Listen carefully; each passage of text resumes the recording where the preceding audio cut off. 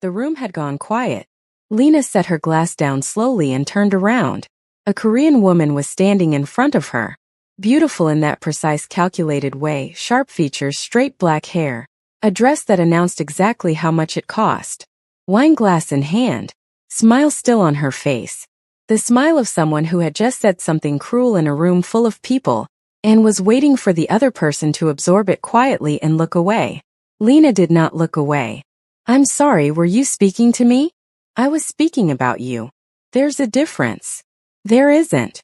Not from where I'm standing." One step closer. Not aggressive. Measured. The kind of step that announces a decision has already been made. "I don't know who you are. I don't know what you think you know about me or where I came from. But I will tell you this once and I won't say it again. Whatever you just said, don't say anything like it again. Not here. Not anywhere near me." The smile cracked at the edges. The woman turned across the room. To a man who had been standing there the entire time. Still, arms loose at his side, watching everything with an expression that gave nothing away. "You should teach your wife some manners." Han Tae-sung looked at her for exactly 2 seconds, then looked away. Back to his conversation. Like she hadn't spoken at all. Her face went cold. Lena picked her glass back up, turned back to the group she had been standing with, like nothing had happened, and that should have been the end of it. It wasn't. What happened next was worse, and no one in that room saw it coming. If you're still here, you already know. This story doesn't end quietly. Lena Vuyo was 27 years old and she had built everything herself. Born in Johannesburg, raised by a mother who worked 2 jobs and never once complained about either of them. Her mother used to come home at 11 at night with her feet hurting and her back aching, and she would still ask Lena how her day was before she sat down. Lena had watched that her whole childhood and made herself a promise. She would work smart so she would never have to work that broken. She moved cities at 24 with a graphic design degree, a laptop and enough savings to last 4 months if she was careful. She stretched it to 8 by being very careful. Then the clients started coming. Small ones first, a restaurant that needed a logo, a clothing brand that needed a lookbook. Then bigger ones. 3 years later she had a studio, small but real and entirely hers. 2 junior designers who came in every morning trusting her with their livelihoods and a growing client list that she had built contact by contact, project by project, late night by late night. She had never taken a shortcut. She had never needed to. Then 3 months ago her biggest client called on a Tuesday afternoon and told her they were pulling out. No explanation beyond restructuring. No notice period. The payment she had been counting on to cover the next quarter, the payment her whole budget was built around, simply ceased to exist. She sat at her desk after the call and did the numbers 3 times hoping they would change. They didn't. Salaries were due in 2 weeks. Rent was due at the end of the month. She had never missed either, and she was not about to start looking her 2 designers in the face and telling them she couldn't pay them. She spent 3 days trying to find another solution. Called contacts. Chased invoices. Looked at every option available to her. Nothing came together fast enough. Then a friend called. There was a man, she said. He needed a stand-in wife for 3 months. Public appearances, family events, nothing more. He would pay well, very well. She would sign a contract, fulfill the terms, walk away clean. The number her friend quoted made Lena go completely still on the phone. "How legitimate is this?" she asked. "Very. He's serious money. It's a real contract, a real arrangement. Nothing dangerous." She asked for 24 hours to think about it. She decided in 4. She met Han Tae-sung in a private room 2 days later. The room was clean and quiet and expensive in that understated way that spoke of people who didn't need to announce what they had. He was already seated when she walked in. He stood when she entered, not performatively, just as a matter of course, and she noticed that.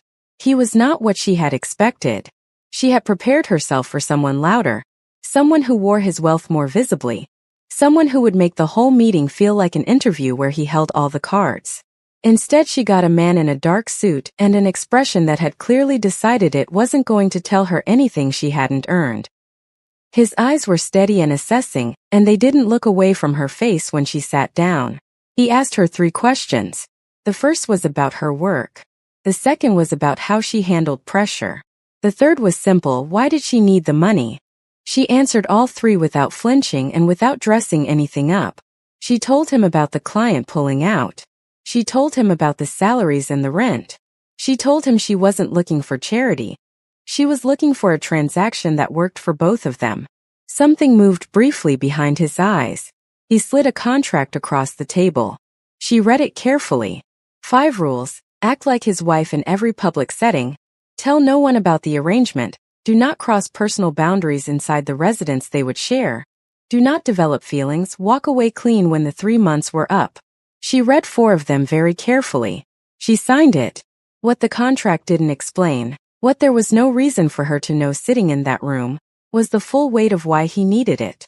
His grandfather was dying. The old man had built the family's name across decades, and he had one final requirement written into his will: the full inheritance. The construction empire his father had grown from a single contract and a borrowed office into something formidable would transfer to Taesung only when he was married. Not engaged. Married. The old man was traditional in the deep, immovable way of his generation, and he was running out of time. Taesung had no interest in marrying anyone. He had every interest in protecting what 3 generations of his family had built. The construction company was the face of it: glass towers, city contracts, board meetings, and handshakes. His other world had no face. It lived in coded communications and late-night operations and a network of men who were paid well enough never to ask questions. He had built that side himself quietly over years, and it worked precisely because he was not reckless with it and not loud about it. He found Lena because he needed someone who could walk into any room and hold it without being coached. Watching her across that table answering his questions without performance or apology, he decided she could. She moved in 2 days after signing. He had sent a car. When it pulled up to the house, she made herself breathe normally before she got out.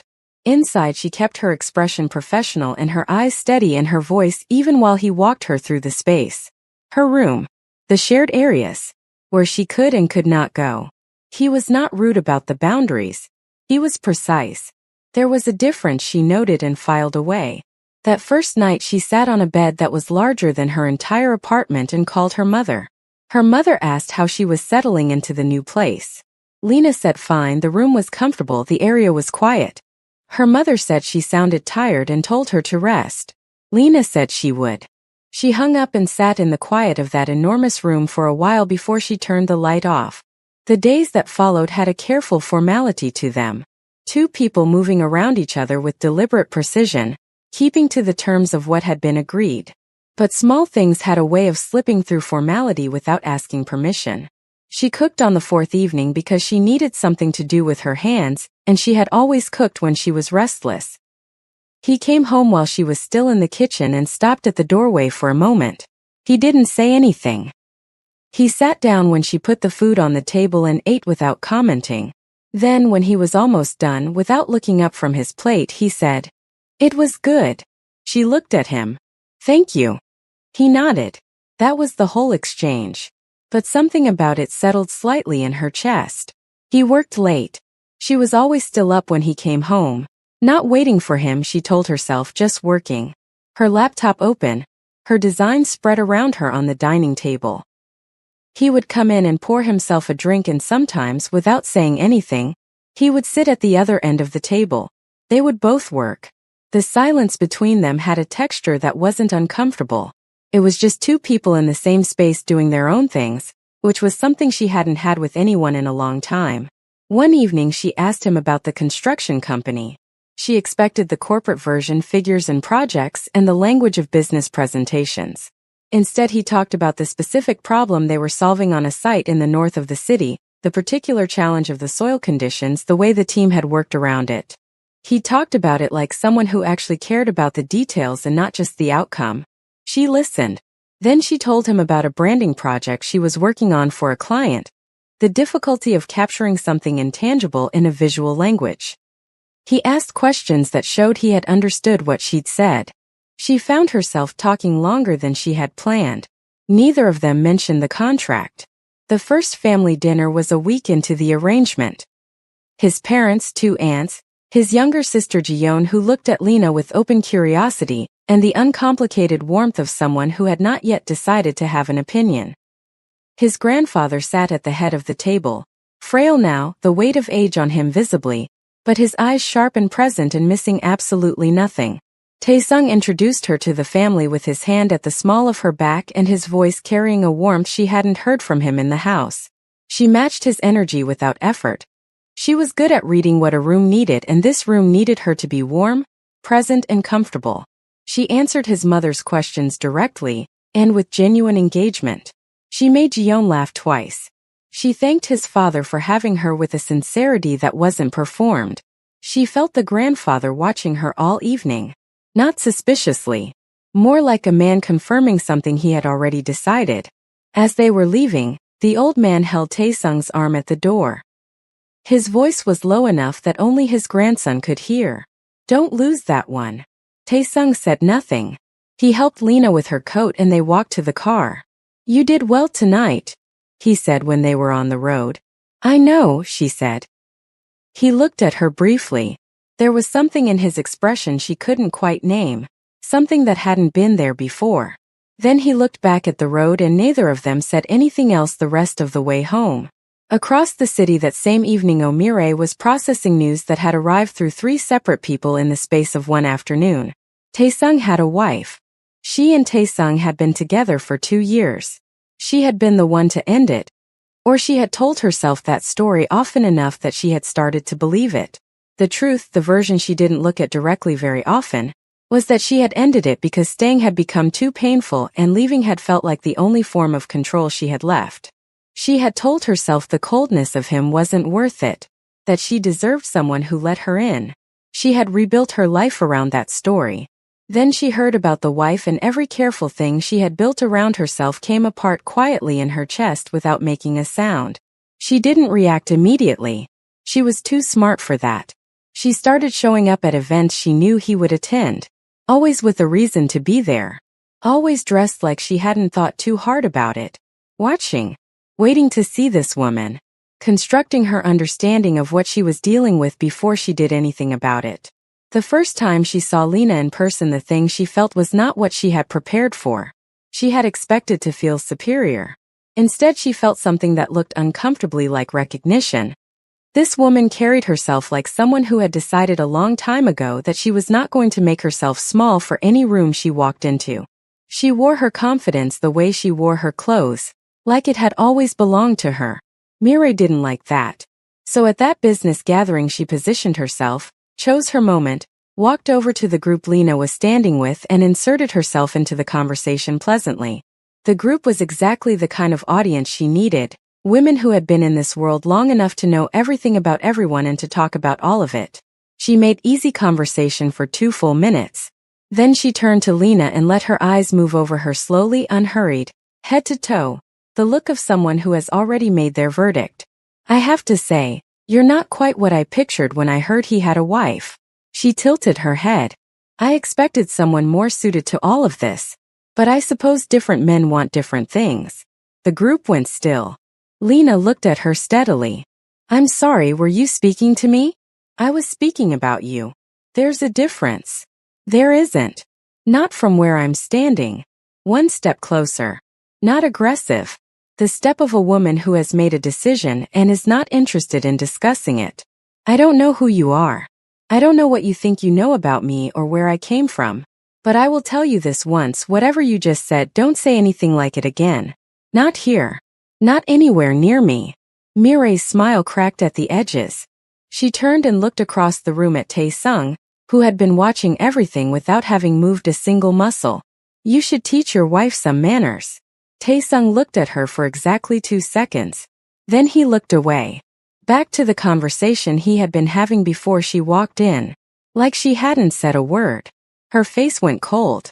Lena picked up her glass and turned back to the group. Like nothing had happened. In the car on the way home, neither of them spoke for a long time. The city moved past the windows in blurred lights and Lena looked at all of it without really seeing it. "You didn't have to do that," Taesung said. "I know. It could have complicated things." "It didn't." Another silence. Then, "Who is she?" "Someone I used to know." Lena nodded. She looked out the window. She didn't ask anything else and he didn't offer anything else. But something had shifted between them in that car, and both of them could feel it sitting in the space between their seats the whole way home. 3 weeks later, Mireille found out about the contract. A contact who moved in the right circles had found the right thread and pulled it. She didn't get all of it. She got enough. She sat with it for 2 full days, turned it over, examined it, looked at what it meant and what she could do with it. Then she chose her moment carefully. A larger event. More important people. The kind of room where information traveled fast and didn't come back. She arrived dressed like a woman who had been thinking about this for days and had decided that every detail mattered. She moved through the room for the first hour doing nothing but being present and pleasant and seen. Then she spotted her opportunity. Lena was standing with a group of women, the wives and partners of men like Tae-sung, women who had been in this world long enough to have seen everything and to have opinions about all of it. Mireille walked over with her wine glass and her warmest smile and folded herself into the conversation so naturally that no one would have thought twice about it. 3 minutes of pleasant exchange. Easy laughter. Then she turned to the group with an expression like she was about to share something delightfully surprising. You know what I genuinely admire? She paused just long enough. What this one does. She gestured toward Lena with her glass. Taking money to stand in as someone's wife. Showing up to every event, meeting the whole family, playing the role perfectly. Month after month. She shook her head with something that looked like admiration but wasn't. I couldn't do it. I don't think most people could. Every woman in that group went completely still. Lena went still. Mireille turned to look directly at her. Her voice went almost gentle. How many weeks do you have left on the contract? The silence lasted 4 full seconds. Then, one of the women in the group set her glass down a little too hard. That's enough, she said sharply, looking at Mireille. Whatever point you're trying to make, this isn't the way to do it. Another voice, quieter but firm. You're embarrassing yourself. The tension in the circle shifted, subtle but undeniable. You know what's interesting, Lena said. Her voice was quiet and absolutely level. You've done this twice now. In public. In front of people. The first time I gave you the benefit of the doubt. I thought maybe you didn't know better. She paused. Now I see that you do know better. You just don't care. Mireille's expression held. I want you to look around this room in about 10 minutes, Lena continued. Look at who people are talking about. And ask yourself if this went the way you planned. She looked at her steadily for one more moment. Because from where I'm standing it didn't. She set her glass down on the nearest surface, turned and walked across the room, head perfectly level, back straight, not hurrying. She found Tae-sung and put her hand on his arm and leaned close enough that only he could hear. We need to leave right now. And you need to know what just happened. In the car she told him everything. Every word Mireille had said. Every face that had turned. She told it the way she told everything, directly without performance. But her hands were pressed flat against her thighs and her jaw was tight and he could see what it was costing her to hold herself this steady. He listened without interrupting. When she finished, the car was silent for a long time. I'm sorry, he said. She turned and looked at him. It was the last thing she had expected. Not the words themselves but the way he said them, like he meant them completely, like they weren't sufficient and he knew that. That should not have happened. Either time. None of it. She turned back to the window. She pressed her lips together. She was holding herself together with both hands and he could see it clearly, and he said nothing else because he understood that she didn't need words right now. She needed the space to hold herself. Lena. She didn't answer. Look at me. She turned. He held her eyes. I will handle it. The next morning he went to see Mireille without calling ahead. She opened the door and something moved across her face when she saw him. Surprise, then something carefully composed over it. He stepped inside. He did not sit down. He did not raise his voice. He never raised his voice. He told her plainly, if she came near Lena again at any event in any space in any capacity, there would be consequences she was not in a position to manage. Mireille looked at him for a long time. He could see her processing it. Then, you have feelings for her. He said nothing. She signed a contract, Tae-sung. 3 months. When it expires, she is going to walk away and collect what she's owed and go back to her life. And you are going to be standing there having burned everything for a woman who was always just passing through. We're done here, he said. He turned toward the door. She doesn't belong in your world. Mireille's voice followed him. And somewhere inside you know that. He opened the door and left without looking back. She stood in her apartment alone with her wine glass and her plans and the particular fury of a woman who understands that she is losing and cannot find a way to stop it. The last week of the 3 months came without warning. Neither of them said anything about it. They moved through the house that week like the number wasn't sitting in the air above every meal, every late night at the dining table, every moment of that familiar shared silence. She started packing slowly, not all at once, just small things, folding them back into the bag she had arrived with. One evening he came and stood in the doorway of her room and watched her for a long moment. She was facing away from him and didn't know he was there. He watched her fold a blouse carefully and place it in the bag, and something moved through him that he didn't have a word for and didn't try to name. He turned and walked away without saying anything. The inheritance was secured. The grandfather had seen what he needed to see. There was no clause left in any contract that gave her a reason to stay. On the last morning she brought her bag to the entrance hall and he was already there, standing by the door with his hands in his pockets, like he had been there for a while. She had not expected to find him there. She stood her bag upright and held out her hand. It was good working with you. He looked at her hand, then at her face. He did not take it. Don't go. Tae-sung. The contract is finished. I know that. That's not what I'm talking about. She held his gaze for a second longer than she meant to. You're asking me to stay in a world you've never fully shown me, she said quietly. A world where problems disappear overnight, and people don't ask questions about how. He didn't answer. Her voice didn't change. If I stay, I don't pretend not to see that. And I don't become someone who depends on it. A pause. Whatever this is, she gestured lightly between them, it doesn't get to cost me who I am. I know all of that. This is not a simple thing. No, he said. It isn't simple. I know that too. She looked at him. At this man who had said more to her in this hallway in 2 minutes than he had volunteered in 3 months.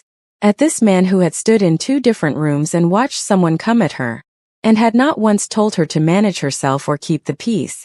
At this man who had told her I will handle it and meant it. She set her bag down. When Mireille found out Lena had stayed, she made a decision and stopped being careful about anything. She spent 2 days identifying Lena's most important clients, the ones the studio couldn't afford to lose. Then she reached out to them. Quietly. Professionally. She told each one the same thing, that Lena's studio was under investigation for financial irregularities, that the contracts she had been issuing might not hold up to scrutiny, that it would be wise to pause the relationship until things were clearer. She was calm about it. Methodical. She chose her words carefully, and she did not leave anything traceable back to herself that an ordinary person would find. 3 clients called Lena the same day. She took the first call at her desk. She took the second call standing up. By the time the third one came, she was already sitting very still with her hand flat on the desk. Her 2 junior designers were moving around on the other side of her office door talking about a project, their voices easy and normal, not knowing that the floor had just shifted under everything. She thought about her mother. She thought about 2 jobs and feet that hurt and 11 o'clock at night. She thought about 4 months of savings stretched to 8. She thought about 3 years of contact by contact, project by project, late night by late night. She thought about what it had cost and what it meant. Then she picked up her phone and called Tae-sung. He answered immediately. She told him everything. When she finished, he said, I've got it. For seconds after he ended the call, his other world activated completely and silently. Every communication Mireille had sent was traced. Every contact she had reached identified. Every carefully worded lie she had delivered was corrected. Quietly, thoroughly, completely. Every client received a call from someone credible who set the record straight without drama, and without leaving questions. Then he kept going. Mireille's fashion import company had been operating in spaces that had never been carefully examined. He made certain they were now examined very carefully by exactly the right people.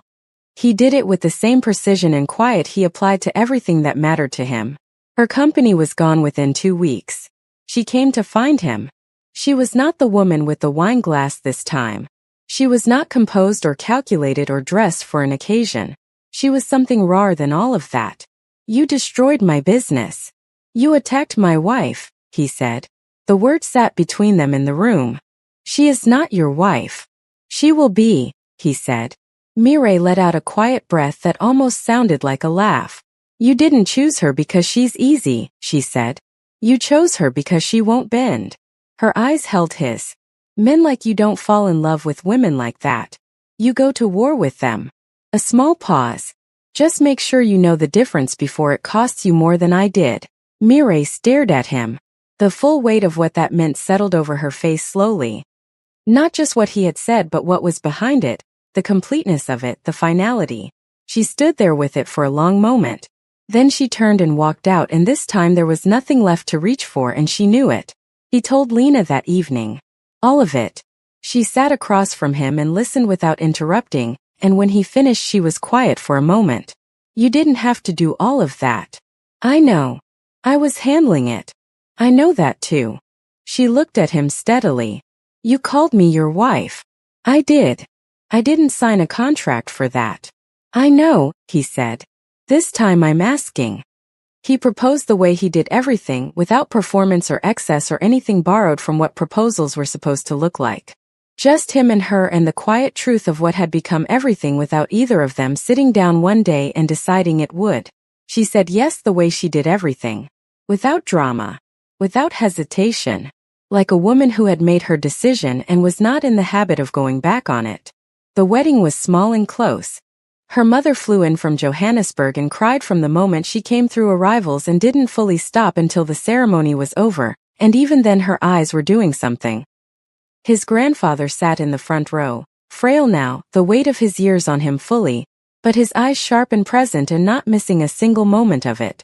He watched his grandson stand at the end of that aisle and watched Lena walk toward him.